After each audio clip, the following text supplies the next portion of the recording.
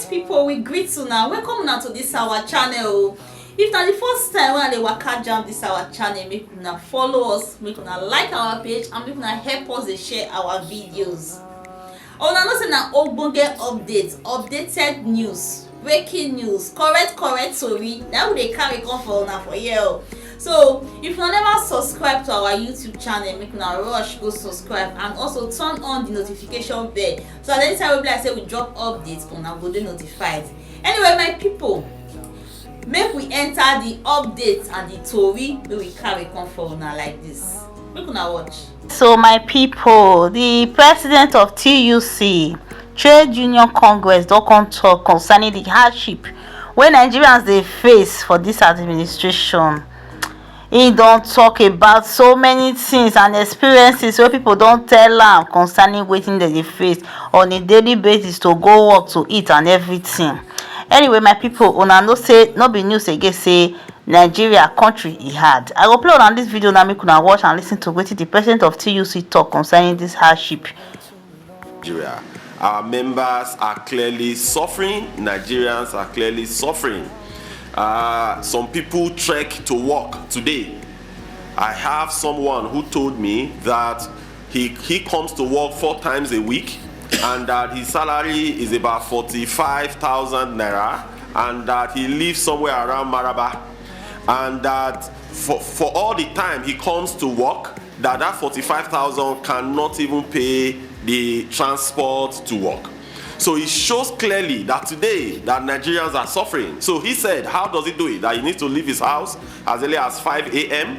and he's going to walk from Maraba. He will walk close down before he will now get a vehicle in order to reduce the transport that he pays to work. So Musa is his name. Musa is just an indication of what Nigerians are passing through today.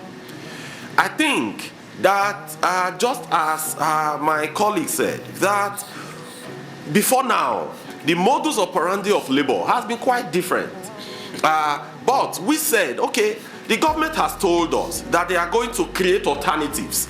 The government told us that they are going to bring about palliatives. We said, okay, let us listen and let us even watch these palliatives and these alternatives. Maybe it could be better.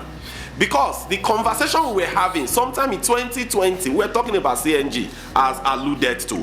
Let us see how this government could fast track these processes. Yes, we understand that today we have challenges on CNG infrastructures, because the cities where you could deploy CNG as it stands today is somewhere maybe around some places in Lagos, some places in Port Harcourt. I'm not quite sure any state in the north could support that system today. So we understand that clearly. But from that conversation we're having in 2020, there were some presentations that were made by some representatives of government and even some people in the private sector, saying that within 3 months, these are the numbers they will be able to deploy. Within 6 months, these are the numbers they will be able to deploy. So that this could be a partnership between government and the private sector. But since this thing has gone in the last 2 months plus, we have not seen any traction. We have not seen any real sense of urgency to address this issue. We listened to the broadcast of Mr. President, the President of the Federal Republic of Nigeria. We listened to his broadcast.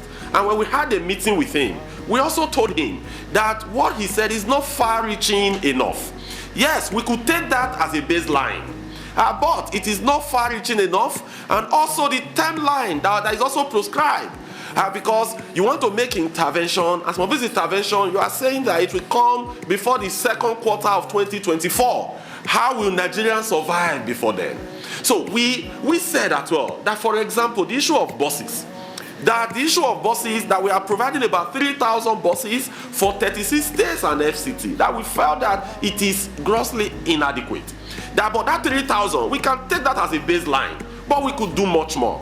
Because Mr. President told the Nigerian public, the citizens, his subjects, that for 2 months that they have saved 1 trillion naira.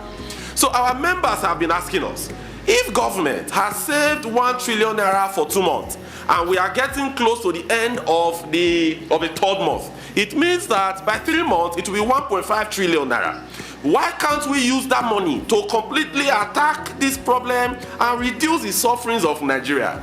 Why can't, for example, we have interaction with the state governors to let them understand that, okay, let us pause our fact sharing. Let us collectively come together and resolve this problem and bring the tension that we are currently facing in the country and reduce the sufferings that Nigerians are currently facing. So if they pause it for 3 months and say, okay, this entire money, because we have had this problem, this subsidy issue for the last 30, 40 years. So the fact that what Labour are saying today majorly is palliatives and alternatives. So if we tarry a while for just 3 months to say, okay, all the savings in 3 months, let us put it into area A, area B, area C. I think it will go a long way in assuaging the feelings of Nigerians. Then, Mr. President, sir, you know, he talked about the stream. And they said that before the GCO and NPC. So we believe what they have said. But the fact that we believe them, we are also going to be very pushy. You know, Pengasan, it's an affiliate of TUC. And today I also doubled as the president of Pengasan. So one of the things we have been agitating, and also with Nupeng, that is an affiliate of NLC. So both Pengasan and Nupeng, we have been agitating over the years that fix this refinery, and after fixing it, you bring in the NLNG model in running the refinery. One of the success stories, Mr. President, as you rightly know, that an institution that has been managed very well, that today the Nigerian government, we are reaping dividend year in, year out, has been the NLNG.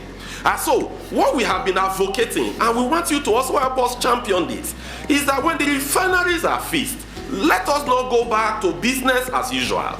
When we fix the refinery, we should look for that is already working, and the is a workable model that we could bring in.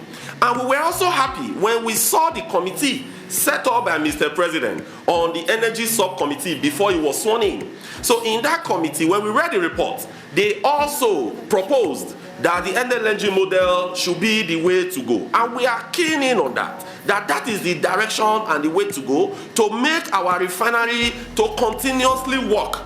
Because the issues are not just fixing the refineries today, but after fixing them, how do you get it to remain in operation? How do you look? What will be the operation strategy? What is going to be the maintenance culture and the maintenance strategy? How are we going to be sure that tomorrow, when the parts are bad, you have stocks in your warehouse to replace these parts? So this, we think that when we imbibe this, it is going to work, sir. Then, sir, to stress a little bit on the cost of governance, Nigerians today, sir, if you take a sample of what Nigerians think today, Nigerians clearly believe that you are asking us, you are the political class, you are asking us to keep sacrificing, but we have not seen the palpable sacrifice from both the executive, the legislature, and the judiciary. We have not seen that sacrifice. We told this to Mr. President. We told him, for example, that Nigerians are shouting that your convoy, the length of your convoy, it could not, the cost may be so insignificant. We understand. But at times, you do some things to let the people understand that you understand their pains and you understand their feelings. And we also want to thank Senator Gbega Daniel. We saw the letter that he wrote. It was quite instructive because our members in Ogun State, they forwarded us the letter saying that he's not going to earn any allowance from the state because he's a senator. And because he's joining allowance from the Senate. But today we have a lot of former governors who sits in the Senate, who earn salaries from their state, and they still earn sitting in the Senate. I think if that is correct, those are some of the signals we need to show to the people. Those are some of the optics we need to let the people understand that yes, we are asking you to tighten your belt. Yes, we are asking you to sacrifice. Yes, you are passing through these sufferings. But these are some of the things we will do on our own to identify with you.